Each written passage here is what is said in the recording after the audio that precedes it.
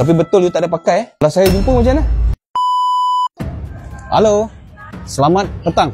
Ashraf daripada Kementerian Perdagangan KPDN. Siapa you punya incas? You punya restoran lah. Okey, boleh tengok you punya lesen. You buat restoran kan? Dekat sini you ada pakai barang kawalan tak? Tak tahu. Barang kawalan you tak tahu? Ada pakai gula? Gula? Buat air ada? Ada pakai minyak masak? Ada. Ada pakai tepung? Itu barang kawalan lah. Tak, saya nak tengok you punya barang-barang tu.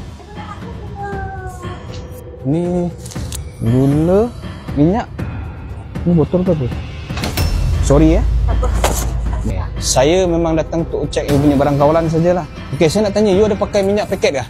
Paket punya memang tak ada. Itu you tahu pula.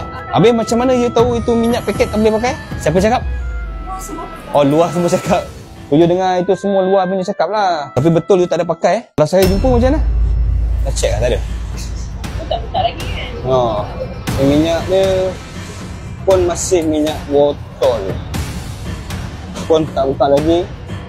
Dekat rumah tak ada simpan? Cakap betul-betul. Dekat rumah ada simpan tak?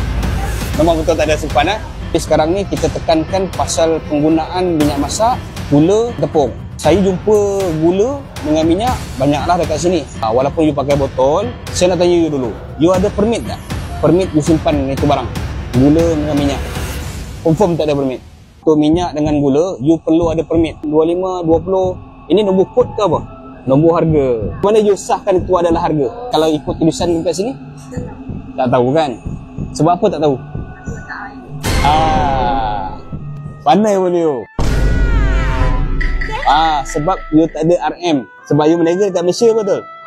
Dekat Malaysia mesti ada ringgit Malaysia. Apa gila je budak ni? Tersengih-sengih macam selipar koyak je.